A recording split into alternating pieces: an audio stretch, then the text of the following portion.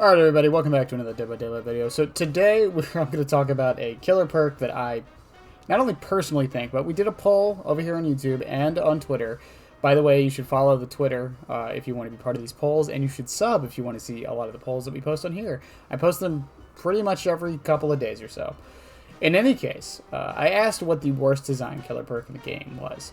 Now, I gave a few suggestions because I was kind of trying to buffer this into my favor, but regardless, people were very on my side on what I think the worst design killer perk in the game is. And that is Knockout. Now, this is a perk you probably don't hear about very often. That's because it's not ran very much. And part of that is because of its terrible design. Another part of it is because it's not guaranteed value, and a lot of people use it wrong, in my opinion. And I'll go over that in a minute. So I used to actually be a very avid Knockout user. This used to be my favorite perk in the game, actually. And I have a Ghostface build with this perk that involves Knockout and Outdoor Security Camera that lets me know if I can leave someone on the ground. If you don't have that, run Infectious Fright and pretty much gets the same effect. In any case, so what does Knockout do? When you put the survivor in the dying state with a basic attack, it blocks their auras from being revealed to survivors who are further than 16 meters away. For the next 15 seconds, they have a reduced field of vision and are deafened. They suffer from blindness. They have a reduced crawling speed of 50%, and they have a reduced recovery speed of 25%. The big thing here, though, all those other extra effects for 15 seconds, while nice, are just kind of just icing on the cake. The main thing with this perk is it hides their aura from anyone within 16 meters. And this is where the problems start to come in. So I'm going to go over the problems of this perk in terms of strength before we go into its initial design. So in terms of strength, the reason this perk isn't good is because communication completely destroys this perk.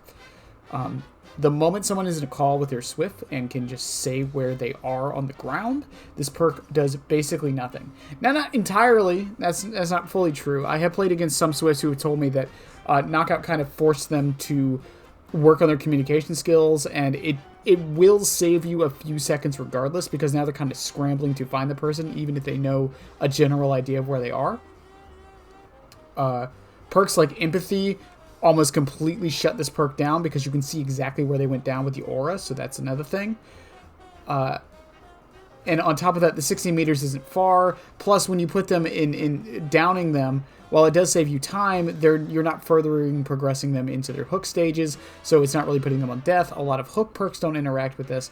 So in terms of strength, that's why this perk is not very well designed. In terms of actual design, though, this perk encourages, on the killer side, a very, very unfun play. And I understand that this is something completely subjective, but I would foster a guess that most people are not the biggest fan of being slugged out for 4 minutes. Now, most times when I use Knockout, that's not how I use it. A lot of times I use it so I can down somebody and then start going for somebody else so their teammates can go find them, and it wastes more time. That's how I typically use it. But if you want to be extremely vitriolic with this perk, you can just knock them out and just leave them there. This also sucks in solo queue because this perk is very good in solo queue. Very good in solo queue, especially on very specific maps. If you bring this on a really big map or something like RPD that is very windy, you can pretty much leave that person on the ground, and now it's a 3v1 for most of the match. And it's just not fair to solo queue. I think blindness is fine, but I think having something like this that's basically permanent blindness on one specific aura is just insane. And it would be one thing if it was a hook stage because they can see the bubble, but this is a slug person. If that person doesn't start crawling towards their teammates, which they can't see for 15 seconds, by the way, so they don't know where to go, they will just bleed out for 4 minutes. And it's not even like the killer's doing it maliciously. A lot of times whenever I got a bleed out with this perk, a lot of times it was on accident. I would knock somebody out, start chasing somebody else that I saw, and then the other teammates had no idea and just didn't go for them. I've had a lot of people, I run this perk against, that just forget their teammate was down because there's no constant aura, so they just don't know. But on top of like the strength and the inherent design, I actually don't even think this perk can be fixed without a full-on rework. Because if you nerf this perk by making it so the aura reading is like timed, it has to be like 60 seconds or something like a fourth of their bleed out timer, or else this perk is basically useless. And then if you try to buff this perk, it leads once again to a very, very bad playstyle. For example, if you make those 15-second effects like permanent, this perk is just becomes really, really infuriating to play against, with no real counterplay other than bringing Unbreakable, the normal thing to counter slugging. The other issue with this perk is also, if they are nearby the person when you slug them, then this perk does nothing for you most of the match. And that's just, there's nothing you can really do about that. You can try to chase them off, but now they know where the person is.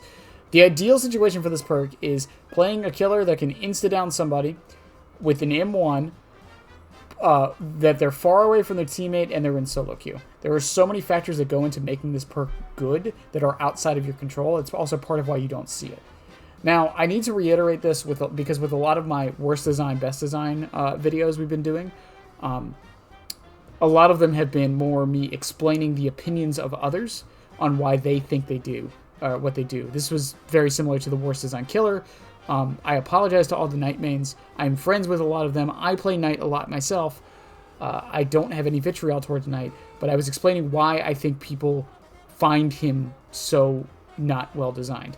On top of that, this is going to go into an interlude for the whole point of this. When I say designed well or bad, it does not mean how good or bad something is.